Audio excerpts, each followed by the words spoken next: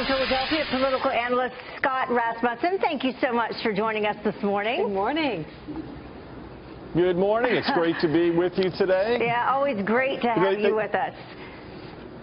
So the beginning of another convention. We just wrapped up the RNC convention, and usually after these finish, you know, the candidate gets a little bump in recognition. But these two candidates in particular, you know, have 100% name recognition already going into the conventions. Right. And your latest survey, I believe, for the general election moving forward has Trump versus Clinton, with Trump at 43% and Clinton at 42%. Do we expect those numbers for Trump to go up, considering their convention just wrapped up?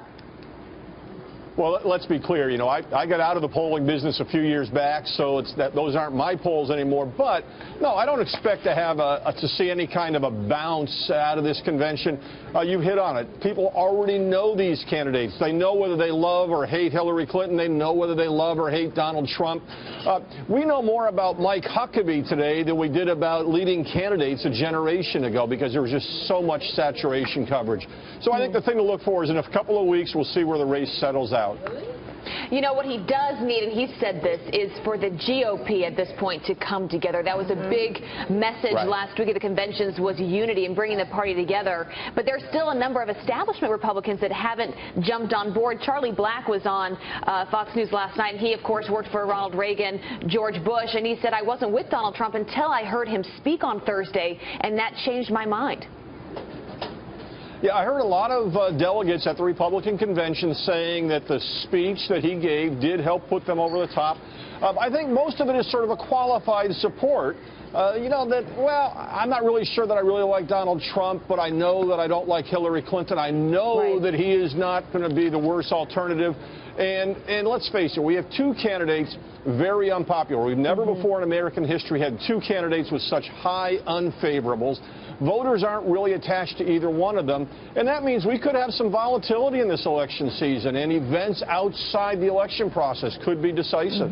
Let's take a look at some of those unfavorable versus favorable numbers that you were just talking about. Nationwide, among adults, Clinton's numbers at 54% unfavorable, 42% favorable. Then you have Trump's numbers at 64% unfavorable and 31% favorable. And then among registered voters, you have half who say they strongly have unfavorable views of Trump, and then basically the same, 47% have strongly unfavorable views of Clinton.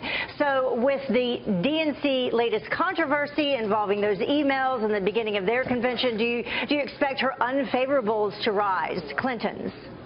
Yeah. I don't know if Hillary Clinton's unfavorables can rise, because she has been at the top levels of national politics for longer than some voters have been alive. What I do think, though, is when you look at those numbers, I mean, just hearing you recite them, it's an indication of how broken our political system is. How can we possibly nominate two people to be major party candidates who are disliked by a majority of the public? This is why people are angry and frustrated.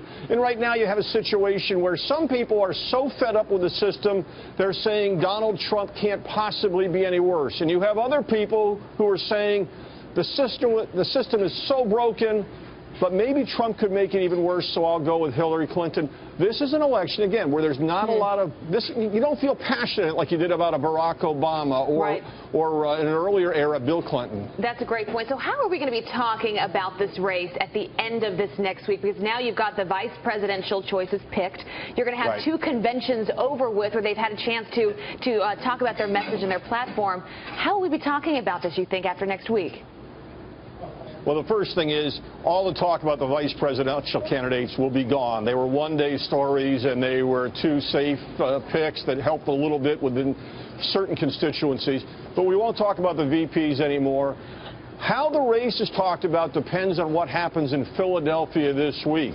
You know, if these email issues and if the discontent of some of the Sanders supporters boils over and becomes a big issue, that will be a defining element of the race. If the Democrats are able to put together a sense of unity that's kind of like what the Republicans had, or maybe a little better, then it's all going to be Trump versus Clinton. And we're going to be looking for, the people are going to be analyzing the campaigns, but it's really the outside events.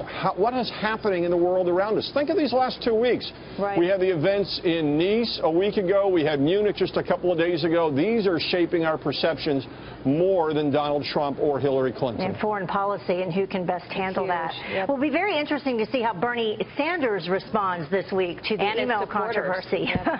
All right, Scott Rasmussen, thank you so much for joining us. We'll see you back here.